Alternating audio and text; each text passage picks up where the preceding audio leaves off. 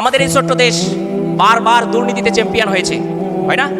এখনো যদি বলি যে বাংলাদেশের তিনটা সমস্যার কথা বলো, তো প্রধানতম বড় দাগে তিনটা সমস্যার কথা বলো। এই তিনটা সমস্যার তালিকায় যদি তোমাদেরকে করতে বলি, তাহলে কি দুর্নীতির নামটা আসবে না? এই দুর্নীতি কারা করে? কারা করে? সাধারণ মানুষরা করে না। এই তোমার মতো এই জায়গায় গত 15 বছর আগে যারা ছিল, 20 বছর আগে যারা ছিল, এই প্রকৌশলী পড়ার পরে যারা বিভিন্ন ডিপার্টমেন্টে গিয়ে কি হয়েছে, এক্সিয়ানের বড় বড় চেয়ারে বসেছে, মেধাবীর স্বাক্ষর রেখেছে, আজকে তারা কলমের খোসায় লক্ষ লক্ষ নয় কোটি কোটি টাকা তারা দুর্নীতি করে বাংলাদেশকে দুর্নীতির চ্যাম্পিয়নশিপ নিয়ে দিয়েছে। প্রিয় বন্ধুরা, তাহলে এই জায়গায় আজকে ইসলামী ছাত্র শিবির এই আয়োজন তোমাদের জন্য কেন করেছে? ইসলামী ছাত্র শিবির বাংলাদেশে কি করেছে? বাংলাদেশের 1977 সালের 6 ফেব্রুয়ারি ঢাকা বিশ্ববিদ্যালয়ের কেন্দ্রীয় জামে মসজিদ প্রাঙ্গণ থেকে ছাত্র শিবিরের পদযাত্রা শুরু। যখন বাংলাদেশের শিক্ষা ব্যবস্থাগুলো প্রকৃত মানুষ গড়ার আঙ্গিনাগুলোতে মানুষ গড়ার আঙ্গিনায় যখন মানুষ হওয়ার পরিবেশগুলো খুঁজে পাচ্ছিল না, তখন বাংলাদেশের সেই সমাজের তৎকালীন ঢাকা বিশ্ববিদ্যালয়ের 6 জন মেধাবী স্টুডেন্ট এই বাংলাদেশ ইসলামী ছাত্র শিবির প্রতিষ্ঠা করেছে। ছাত্র শিবির প্রতিষ্ঠার পর থেকে কি করেছে? একদিকে জেনারেল স্টুডেন্ট আর একদিকে যারা মাদ্রাসার স্টুডেন্ট, এই দুইয়ের মধ্যে মাদ্রাসায় যারা পড়ে এরা শুধুমাত্র দেখা গেল যে ইসলামের জ্ঞানে নিতে হয়, কিন্তু তারা গিয়ে দুনিয়ার হালচাল কিছু বোঝে না। আবার দেখা গেল যারা জেনারেলি পড়তেছে তারা ডিপার্টমেন্টাল ভালো বুঝতেছে, কিন্তু এরা আবার কি করতেছে? ওই কলমের খোসায় কোটি কোটি টাকা দুর্নীতি করার মাধ্যমে এদেশটাকে পঙ্গুত্ব বরণ করে দিয়েছে। সুতরাং ইসলামী ছাত্র শিবির, এজন্যই ছাত্র শিবিরকে বলা হয় একটি স্বতন্ত্র শিক্ষা প্রতিষ্ঠান। এই ছাত্র শিবির একটি সিলেবাস, আলাদাভাবে একটি সিলেবাস প্রণয়ন করেছে। তোমরা হয়তো জেনে খুশি হবা, এই সিলেবাস হচ্ছে, এই সিলেবাসে যেমন রয়েছে কোরআন, এই সিলেবাসে রয়েছে হাদিস, এই সিলেবাসে রয়েছে সিরাতের গ্রন্থ, এই সিলেবাসে রয়েছে সাহাবায়ে কেরামদের গ্রন্থ, এই সিলেবাসে যা রয়েছে যেমন ইতিহাস, এই সিলেবাসে রয়েছে ভূগোল, এই সিলেবাসে রয়েছে বিজ্ঞান, এই সিলেবাসে রয়েছে প্রযুক্তি।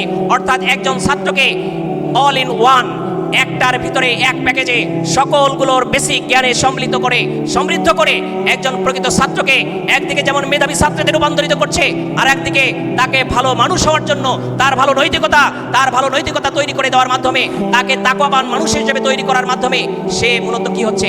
একদিকে ভালো ছাত্র হচ্ছে, আর একদিকে একজন নিজেকে ভালো মানুষ হিসেবে তৈরি করতে সক্ষম হয়েছে। প্রিয় বন্ধুরা, এই জন্য আমাদের সমাজে একটা প্রচলিত দেখবা যে অফিসারগুলো ঘুষ নেয় না, ঘুষ খায় না, দিন শেষে তাকে একটা গালি দেয়। গালিটা কি হয়? মনে হয় এই স্যার বোধহয় শিবির করে আসা, জানো না? ইয়েস, ইসলামী ছাত্র শিবির এই শিক্ষা দেয়, আজকে তোমাকে অন্যের সম্পদ অবৈধভাবে তোমাকে দখল করার প্রয়োজন নেই। তুমি তোমার স্কিল তৈরি করে, তুমি নিজেকে স্কিল করে তোমার অবারিত আইন কাম বৈধ পন্থায় করার সুযোগ আছে। সেই সুযোগগুলোকে তুমি লুফে নাও, সেই সুযোগগুলোকে লুফে নেওয়ার জন্য তুমি তোমাকে নিজেকে তৈরি করো, কিন্তু অবৈধভাবে তোমাকে অঢেল সম্পদের মালিক হতে হবে। এই স্বপ্ন থেকে আমরা যদি নিজেদেরকে দূরে রাখতে পারি, আগামীর বাংলাদেশ আমরা বিশ্বাস করি 24শে জুলাই বিপ্লবে তোমরা যেভাবে তরুণরা যেভাবে জীবন দিয়ে রক্ত দিয়ে এই বাংলাদেশকে দুর্নীতির বিরুদ্ধে, স্বৈরাচারের বিরুদ্ধে, জুলুমবাজের বিরুদ্ধে যেভাবে না করেছে, যেভাবে তাড়িয়ে দিয়েছে, আমরা বিশ্বাস করি আগামীর বাংলাদেশ তোমাদের হাত ধরেই, এই তরুণদের হাত ধরেই বাংলাদেশে একটি সুন্দর প্রকৃত স্বাধীনতা সুফল ভোগ করবে ইনশাআল্লাহ। আমরা সেক্ষেত্রে তোমাদেরকে সামনে এগিয়ে আসার উদারত আহ্বান জানিয়ে ছাত্র শিবিরকে জানার জন্য, ছাত্র শিবিরকে বোঝার জন্য, ছাত্র শিবির করতে হবে এটা প্রয়োজন নেই। তুমি ছাত্র শিবিরকে জানো, তুমি ছাত্র শিবিরকে বোঝো, তুমি ছাত্র শিবিরকে নিয়ে গবেষণা করো। যদি ছাত্র শিবিরের ভালো লাগে, যদি ছাত্র শিবিরের পদ্ধতিগুলো, যদি ছাত্র শিবিরের সিলেবাসগুলো, যদি ছাত্র শিবিরের কারিকুলামগুলো যদি তোমার জন্য কল্যাণকর হয়, তাহলে ওয়েলকাম। ইয়েস, তোমার জন্য ইসলামী ছাত্র শিবির। এসো বন্ধু, তোমাকে ইসলামী ছাত্র শিবিরের জন্য আহ্বান করছি। প্রিয় উপস্থিতি, সেক্ষেত্রে তোমরা সবাই অগ্রণী ভূমিকা পালন করবে।